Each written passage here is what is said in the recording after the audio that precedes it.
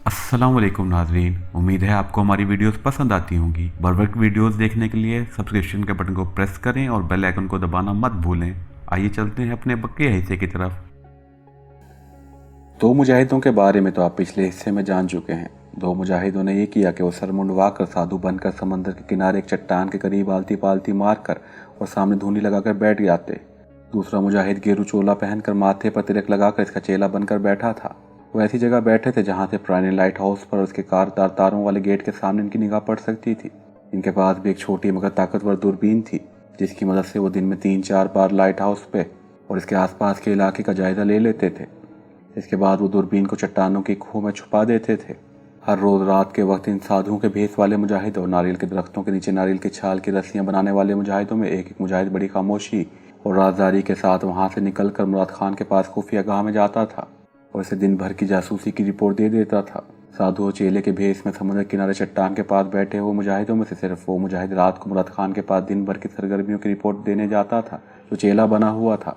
साधु वहीं रहता था और रात को भी चट्टान के पास ही हिरन की खाल चाल बनाकर साधु वहीं रहता था और रात को भी चट्टान के पास ही हिरन की खाल छा साधु वहीं रहता था और रात को भी चट्टान के पास ही हिरन की खाल बिछाकर ओलाव रोशन करके सो जाता था। इसका चेला घंटोर की मार्केट में जाकर कुछ सब्जी वगैरह ले आता था और वहीं पका लेता था।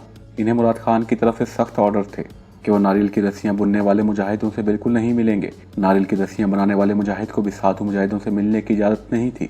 मुराद खान ने इन्हें कहा था, तुम एक दूसरे के करीब से भी नहीं गुजरोगे। हाँ, अगर वहाँ किसी किस्म की हंगामी सूरत हाल पैदा हो जाती है तो तुम जो चाहे कर सकते हो, फिर इसका तुम लोगों को मुकम्मल इख्तियार होगा। मुराद खान की तंजीम की अपनी खुफिया कमीगाह तो विजयवाड़ा के एक जंगल में थी, लेकिन आर्जी तौर पर भी इनके एक मुजाहिद के यहाँ हमने खुफिया कमीगाह बना ली थी। हाशिम और सिकंदर अली तो विजयवाड़ा में ही थे, लेकिन मुराद खान और मैं घंटोर में अपने मुजाहिद के ठिकाने पर आ गए थे ताकि हम लाइट हाउस के आसपास होने वाली फौजी सरगर्मियों के बारे में अपने मुजाहिद जासूसों की मदद से मालूमात हासिल करते रहें। मैंने और मुराद खान ने अपने साथियों के मशवरे से यही फैसला किया था कि कम अज़ कम एक हफ्ता बिल्कुल खामोश रहकर हालात का जायज़ा लेना चाहिए। अभी तक एटमी खुफिया कोड के बारे में ऊपर हाई कमान की जानिब से कोई इत्तला मौसूल नहीं हुई थी, लेकिन 1-2 रोज़ में इत्तला के सिग्नल मौसूल होने की ज़रूर तवक्को थी। जिस रोज़ ये चारों मुजाहिद पुराने लाइट हाउस के करीब जंगल और समंदर के किनारे रस्सियां बनाने वाले और साधुओं के भेस बदल कर बैठे, इसी रात इन्होंने आकर इतला दी कि लाइट हाउस की खुफिया तंजीबात के गिर्द सिक्योरिटी सख्त कर दी गई है और खारदार तारों की 4 दीवार के गेट के सामने फौज ने मशीन गन का एक मोर्चा भी बना लिया है। इस इत्तला के मिलते ही मुराद खान ने इन दोनों मुजाहिदों को वापस बुला लिया जो नारियल के दरख्तों के नीचे नारियल की छाल की रस्सियां बनाने वालों का भेस बदल कर काम कर रहे थे। इनकी जगह इन 2 मुजाहिदों को जो साधु के भेस में थे कहा कि वो लाइट हाउस के सामने से हट कर नारियल के दरख्तों के नीचे चले जाएं। रातों रात दोनों मुजाहिद जो साधु बनकर लाइट हाउस के गेट से कुछ फासले पर चट्टान के पास धूनी मारे बैठे थे, वहां से उठकर नारियल के दरख्तों के नीचे चले गए।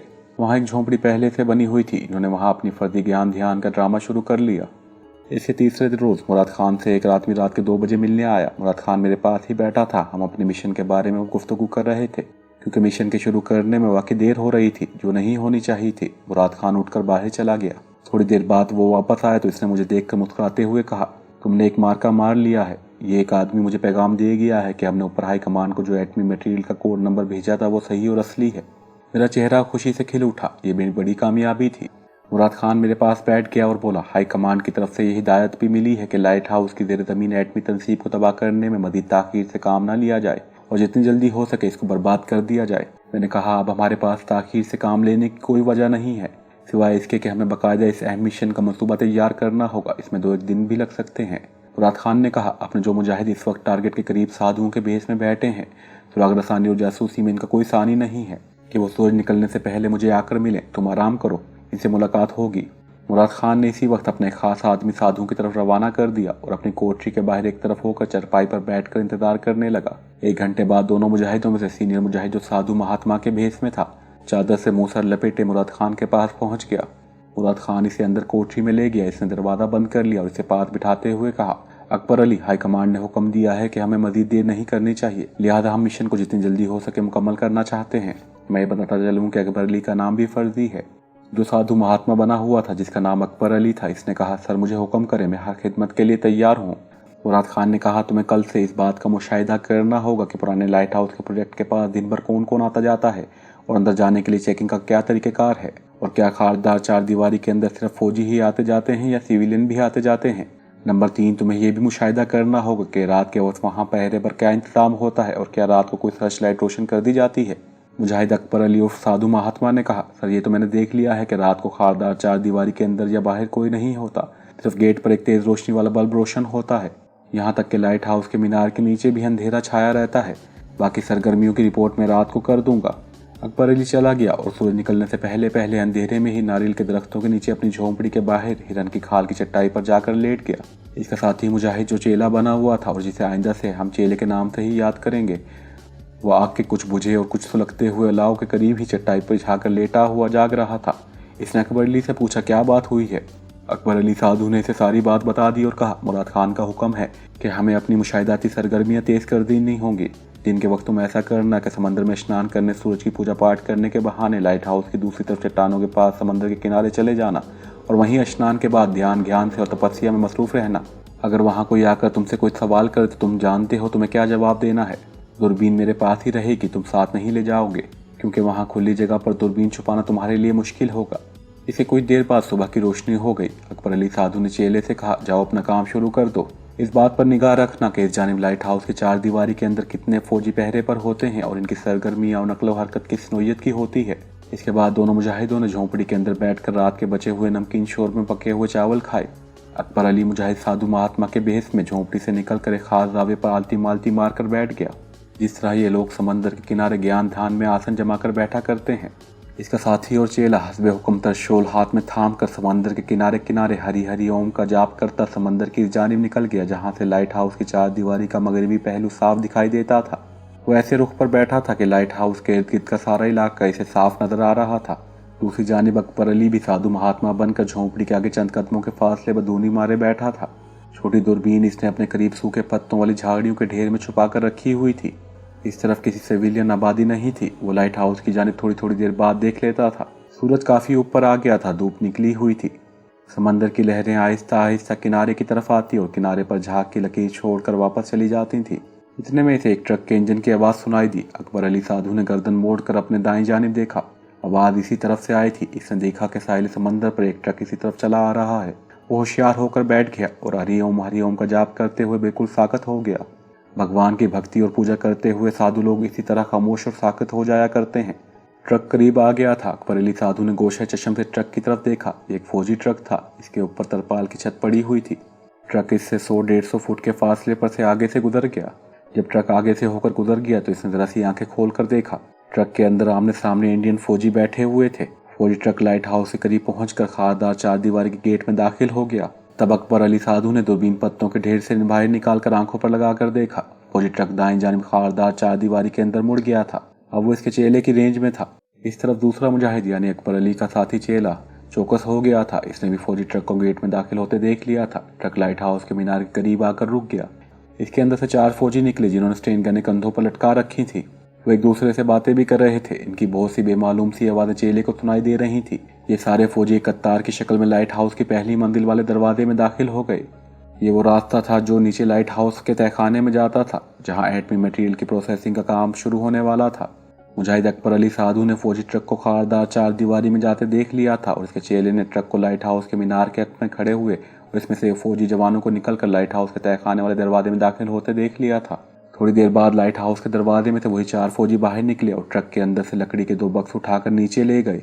1 घंटे तक वहां मुकम्मल खामोशी छाई रही। ना कोई आया ना कोई गया। लाइट हाउस के दरवाजे के बाहर एक फौजी पहरे पर खड़ा था। इसके बाद वही 4 फौजी एक बार फिर बाहर आ गए। वो ट्रक में चढ़ गए और ट्रक स्टार्ट हो गया। थोड़ा सा बैक होकर वो सीधा हुआ और खारदार चार दीवारी के गेट में से निकलकर जिस तरफ से आया था इसी तरफ को चल दिया। इसे वापस जाते मुजाहिद अकबर अली साधु ने भी देखा था। वो इसके सामने से गुजर गया। माहौल पर एक बार फिर खामोशी छा गई। इस खामोशी में सिर्फ समंदर की मौजों की हल्की हल्की यकसा आवाज़ ही सुनाई दे रही थी, या किसी वक्त कोई समुद्री बगला कैं करता ऊपर से गुजर जाता। दोपहर के 2 बजे के करीब चेला उठकर अकबर अली साधु के पास आ गया। अकबर अली ने पूछा, ट्रक मेरी निगाहों से ओझल हो गया था, इसमें क्या चीज़ लाई गई थी? तुमने तो ज़रूर देखा होगा। चेले ने कहा, इसमें से पहले 4 फौजी जवान निकले। वो लाइट हाउस के अंदर चले गए। कुछ देर के बाद वही फौजी जवान दोबारा बाहर आए और ट्रक में से लकड़ी के 2 बड़े बक्से उठाकर लाइट हाउस के अंदर ले गए। इसके बाद वो बाहर आए तो इसमें सवार होकर चले गए। इसके बाद कुछ नहीं हुआ। अकबर अली साधु ने अपने साथी चेले को हिदायत की कि वो अपनी आंखें इसी तरह से खुली रखे और मुशाहिदा करता रहे।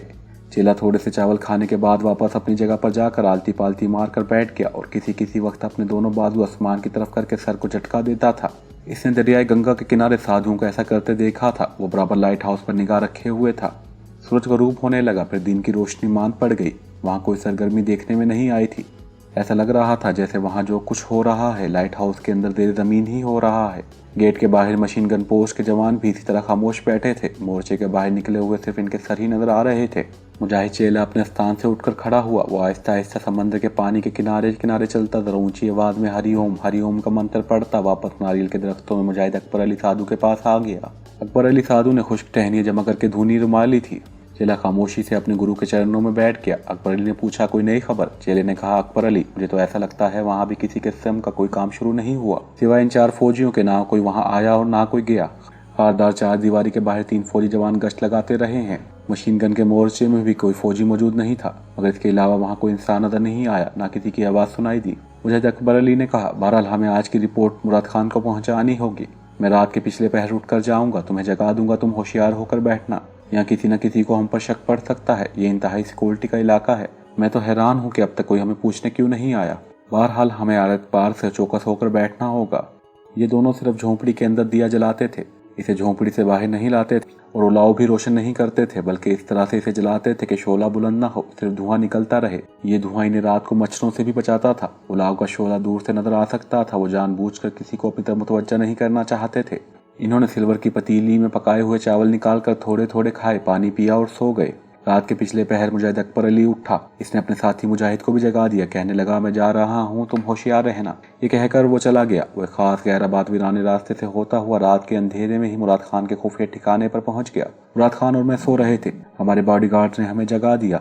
अकबर अली मुजाहिद ने चादर से मुंह सर लपेटा हुआ था। वो हमारे पास बैठ गया। जो कुछ दिन भर इसने और इसके साथी चेले ने देखा था लफ्ज ब लफ्ज मुराद खान और मुझे सुना दिया और कहा, सर वहाँ तो हर वक्त खामोशी छाई रहती है। मुझे तो लगता है असल काम किसी और जगह हो रहा है। यहाँ सिर्फ कोई स्टोर वगैरह ही है। मुराद खान ने मेरी तरफ देखा। तुम्हारा क्या ख्याल है? मैंने कहा, मेरा ख्याल है कि जैसा कि हमें इत्तला मिल चुकी है, अभी लाइट हाउस की ज़ेर ज़मीन लेबॉर्ट्री में प्रोसेसिंग का अमल शुरू नहीं हुआ। ये अमल हफ्ते 2 हफ्ते में शुरू होगा। अभी वहाँ सिर्फ ज़रूरी साजो सामान जमा किया जा रहा है, लेकिन ये बात तयशुदा है कि एटमी मटेरियल पर जो अमल भी होगा इसी लाइट हाउस के नीचे तहखाने में होगा और 6-7 जितने भी एटमी मवाद के सिलेंडर हैं वो इसी जगह तहखाने में ही होंगे। मुराद खान ने मुजाहिद अकबर अली की तरफ मुतवज्जह होकर पूछा, ये बताओ कि तुम में से किसी ने लाइट हाउस के मीनार में किसी को देखा है? लाइट हाउस के मीनार के 3 मंजिलें हैं। हर मंजिल के गिर्द छोटा सा गोल जंगला लगा हुआ है। क्या कभी इस जंगले में तुम्हें कोई फौजी या सिविलियन नजर आया है? मुजाहिद अकबर अली बोला, अभी तक तो मुझे वहाँ कोई आदमी नजर नहीं आया। वैसे मैं अब इसे भी निगाह में रखूंगा। मैंने पूछा, लाइट हाउस प्रोजेक्ट के गेट पे से अंदर दाखिल होते हुए गार्ड्स किस तरह चेकिंग करते हैं? अकबर अली ने जवाब दिया, अभी तक तो हमारे सामने कुल एक फौजी ट्रक ही अंदर दाखिल हुआ है।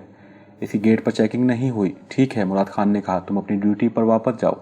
अकबर अली साधु मुंह सर लपेटे चला गया। दूसरे रोज दिन के 12 बजे के करीब एक फौजी ट्रक आया और लाइट हाउस के गेट में दाखिल हो गया। वो लाइट हाउस के मीनार के पहलू में रुक गया। इसमें से 3 फौजी बाहर निकले। इसके बाद 4 सिविलियन कपड़ों वाले बाहर निकले, जिन्होंने डॉक्टरों वाले लंबे लंबे सफेद कोट पहने हुए थे। ये चारों आदमी लाइट हाउस के अंदर दाखिल हो गए। इनको छोड़कर फौजी ट्रक वापस चला गया। अकबर अली मुजाहिद ने ट्रक गेट में से जाते देखा था। इसके बाद वो लाइट हाउस के पीछे जाकर इनकी नजरों से ओझल हो गया। इसे कुछ मालूम नहीं हो सका था इसके अंदर कौन है और कौन बाहर निकला। यह मंजर दूसरे मुजाहिद यानी अकबर अली साधु के चेले ने देख लिया था, क्योंकि लाइट हाउस का भी हिस्सा इसकी नजरों के सामने था। इसने कुछ देर बाद आकर अकबर अली को बताया कि फौजी ट्रक में से 4 सफेद कोट वाले दरमियानी उम्र के आदमी निकले थे और लाइट हाउस के अंदर चले गए थे। अकबर अली ने कहा, वो साइंसदान ही हो सकते हैं। हमें यह खबर फौरन मुराद खान को पहुंचानी होगी। मैं रात का अंधेरा होते ही इसकी तरफ चल पड़ूंगा। अकबर अली साधु ने रात के पिछले पहर का इंतजार न किया और गेरू रंग के चादर लपेट कर रात पड़ते ही मुराद खान के खुफिया ठिकाने की तरफ रवाना हो गया। मुराद खान शुरू रात में ही वहां इसे देखकर कुछ हैरान सा हुआ। इसने पूछा, खैरियत तो है ना? मुजाहिद अकबर अली ने कहा, सर आज दोपहर को लाइट हाउस प्रोजेक्ट में एक फौजी ट्रक आया था जिसमें सफेद कोट वाले आदमी उतरे थे। वो चारों लाइट हाउस के अंदर चले गए थे। मैंने कहा, वो साइंसदानों के सिवा और कोई नहीं हो सकते। इसका मतलब है कि वहाँ मटेरियल की प्रोसेसिंग का काम शुरू हो गया है। अब हमें खामोश नहीं बैठना चाहिए। मुराद खान ने मुजाहिद अकबर अली को वापस इसकी ड्यूटी स्पॉट पर भेज दिया और ताकीद की कि लाइट हाउस के आसपास की फौजी और गैर फौजी नकलो हरकत पर कड़ी निगाह रखे। इसके जाने के बाद वो वापस आया। हम आपस में सिला मशवरा करने लगे। मुराद खान ने कहा, मेरा ख्याल है हमें हाशिम खान और सिकंदर को विजयवाड़ा बुला लेना चाहिए। इनके साथ ही मशवरा ज़रूरी है। दूसरे ही रोज़ सुबह मुराद खान ने एक आदमी को विजयवाड़ा रवाना कर दिया। विजयवाड़ा ज़्यादा दूर नहीं था। दिन के 10 बजे हाशिम खान और सिकंदर गंटोर के खुफिया क़यामगाह में पहुंच चुके थे। मैंने और मुराद खान ने इन्हें सारी सूरत हाल से आगाह कर दी और बताया कि लाइट हाउस के प्रोजेक्ट पर साइंसदानों की एक खेप पहुंच चुकी है और प्रोसेसिंग का काम शुरू हो गया है। हाशिम खान कहने लगा, हमारा मिशन बिल्कुल वादे है। हमें लाइट हाउस को इस तरह तबाह करना चाहिए कि अपनी बुनियादों समेत उड़ जाए, ताकि इसके तहखाने में जो मौजूद है, जो सारा काम वहाँ हो रहा है, इसके भी परखिच्चे उड़ जाएं। लेकिन सवाल यह है कि हम ये कैसे कर सकते हैं। इस तरह के मुझे 2 तरीके समझ में आते हैं। नंबर 1 कि ऐसा हो कि हम में से कोई मुजाहिद किसी तरीके से, किसी वसीले से, किसी भेस में लाइट हाउस के तहखाने में जाकर इंतहाई धमाकाखेज मवाद लगाने में कामयाब हो जाए। नंबर 2 ये कि हम बाहर से हमला करें। इसकी सूरत हाल ये हो सकती है कि किसी जगह छुपकर रात के वक्त रॉकेट लॉन्चर से लाइट हाउस पर रॉकेट फायर किए जाएं। ऐसा करने से ज़्यादा यही होगा कि लाइट हाउस उड़ जाएगा, मगर इसका तहखाना महफूज रहेगा, इसे कोई नुकसान नहीं पहुँचेगा। चुनांचे ये दूसरा तरीका हमारे लिए फ़ायदेमंद नहीं है, बल्कि उल्टा इससे हमें नुकसान ही होगा कि हुकूमत फौरी तौर पर एटमी मटेरियल के सिलेंडर यहाँ से किसी और जगह मुंतकिल कर देगी। चुनांचे हमें पहले वाले तरीके पर गौर करना चाहिए कि इस सिलसिले में हम क्या कर सकते हैं। मुराद खान कहने लगा, लाइट हाउस के अंदर हम में से कोई भी दाखिल होना बज़ाहिर नामुमकिन है। हाशिम बोला, हमें नामुमकिन को मुमकिन बनाना आता है, वरना हम अपने मिशन में नाकाम हो जाएंगे। मुराद खान ने मेरी तरफ देखकर कहा, तुम्हारा क्या इरादा है? तुम क्या मशवरा देते हो? मैंने आहिस्ता से कहा, हाशिम ठीक कहता है, हमें नामुमकिन को मुमकिन कर दिखाने की ज़रूरत है। हमें सिर्फ इस लाइन पर सोचना होगा कि हम लाइट हाउस प्रोजेक्ट के अंदर दाखिल कैसे हो सकते हैं।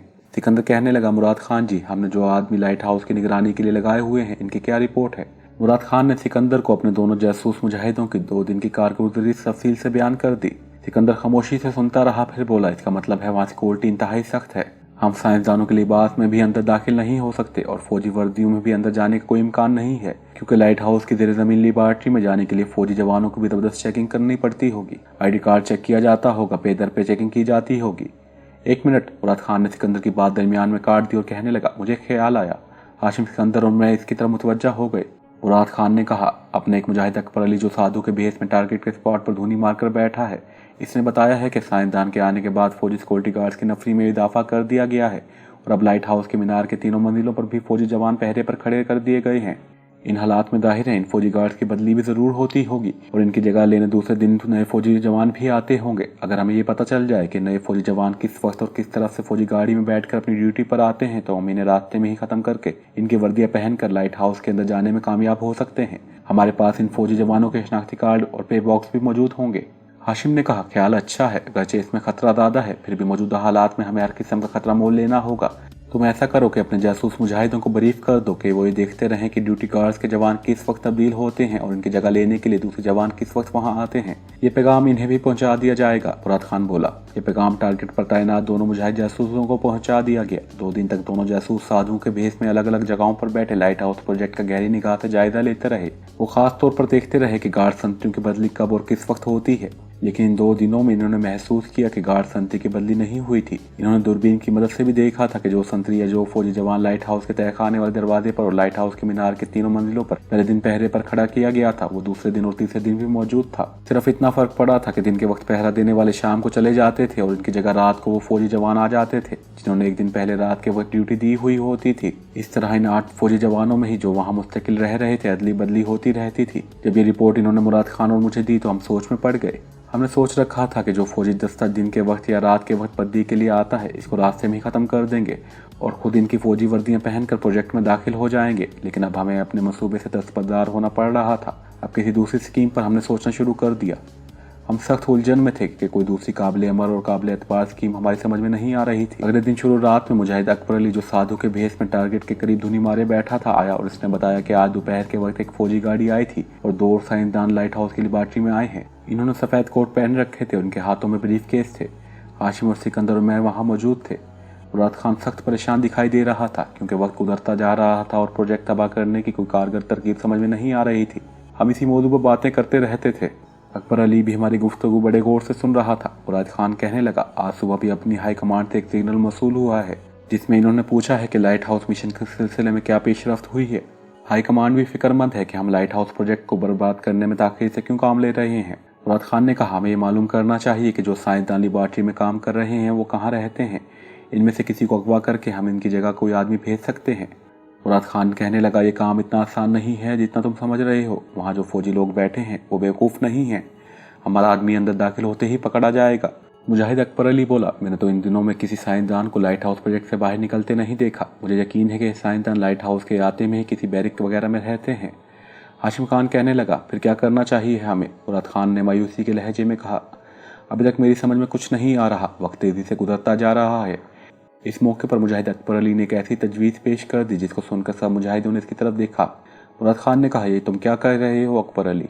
मुजाहिद अकबर अली ने जवाब में कहा, इसके सिवा कोई दूसरा रास्ता भी नहीं है सर। मुजाहिद अकबर अली ने जो तजवीज़ पेश की थी वो ये थी कि वो अपने जिस्म के साथ इंतहाई तबाहकुन और इंतहाई ताकतवर धमाका खेज मवाद बांध कर किसी बड़े फौजी अफसर की वर्दी में, जाहिर है वो मेजर या कर्नल या जनरल की वर्दी में होगा, इसे कोई फौजी नहीं रोक सकेगा। यूं वो सीधा लाइट हाउस के तहखाने वाले दरवाजे में से गुजर कर नीचे लेबॉर्ट्री में आ जाएगा और वहां आते ही एटमी मवाद के सिलेंडरों को मुआयना करने के बहाने इनके पास जाएगा और अपने जिस्म के साथ बंधे हुए तबाहकुन मवाद का खुफिया बटन दबा देगा। वहाँ एक भयानक धमाका होगा और वो खुद भी शहीद हो जाएगा और अपने साथ एटमी प्रोजेक्ट को भी तबाह कर देगा। ये खुदकुश मिशन था जिसकी तजवीज़ मुजाहिद अकबर अली ने पेश की थी। इस पर कोई भी राजी ना हुआ। मुजाहिद अकबर अली कहने लगा, मुराद खान जी, आप मुझे सिर्फ इतना बता दें कि क्या ऐसा करने से भारत का यह एटमी प्रोजेक्ट मुकम्मल तौर पर तबाह हो जाएगा? मुझे सिर्फ मेरे इस सवाल का जवाब दे दीजिएगा। मुराद खान ने हाशिम खान की तरफ देखा क्योंकि मुराद खान धमाका खेज मवाद की टेक्नोलॉजी के एक्सपर्ट था। हाशिम खान ने आहिस्ता से कहा, धमाका खेज मवाद की साइंस इंतहाई तरक्की कर चुकी है। हमारे पास ऐसा खतरनाक तरीन धमाका खेज मवाद मौजूद है कि जिसमें से बारूद बिल्कुल इस्तेमाल नहीं होता। बाद ऐसे केमिकल इस्तेमाल किए जाते हैं जिनका धमाका इतना शदीद होता है कि जहाँ ये मवाद फटता है वहाँ 200 गज तक कोई बिल्डिंग सलामत नहीं रहती, इनके भी परखच्चे उड़ जाते हैं। मुजाहिद अकबर अली ने बड़े पुरजोश अंदाज में कहा, बस ठीक है, मैं यही चाहता हूँ। मैं इस कौम इस्लाम की सरबुलंदी की खातिर इस मिशन के लिए अपने आप को रज़ाकाराना तौर पर पेश करता हूँ।